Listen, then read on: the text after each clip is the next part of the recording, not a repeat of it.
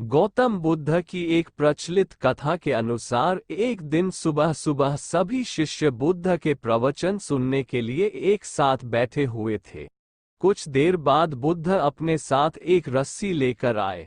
तथागत के हाथ में रस्सी देखकर सभी शिष्यों को हैरानी हुई। बुद्ध अपने आसन पर बैठे और उन्होंने रस्सी में एक के बाद एक 3 गांठ बांध दी। इसके बाद उन्होंने शिष्यों से पूछा कि क्या ये वही रस्सी है जो गांठ बांधने से पहले थी।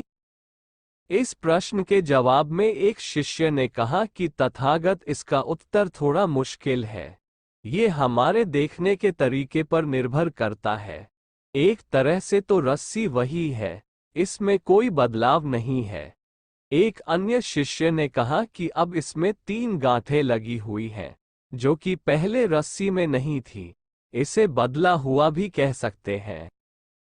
कुछ शिष्यों ने कहा कि वास्तव में मूल रूप से रस्सी वही है, लेकिन बदली हुई दिख रही है, लेकिन इसका मूल स्वरूप बदला नहीं है।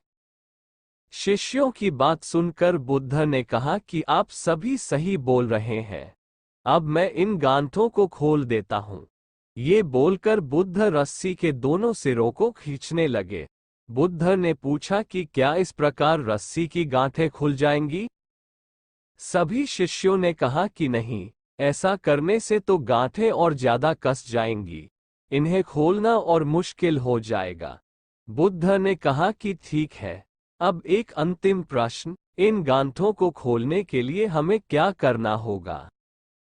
शिष्यों ने कहा कि हमें इन गांठों को ध्यान से देखना होगा, जिससे हम जान सकें कि इन्हें कैसे लगाया गया है। इसके बाद हम गांठें आसानी से खोल सकते हैं। बुद्ध इस जवाब से संतुष्ट हो गए और उन्होंने कहा कि ये सही बात है। हम परेशानियों में फंसे रहते हैं और बिना कारण जाने ही उनका हल खोजने लगते हैं, जबकि हमें पहले समस्याओं के मूल को समझना चाहिए। जब समस्याओं की वजह समझ आ जाएगी तो उन्हें सुलझाना बहुत ही आसान हो सकता है।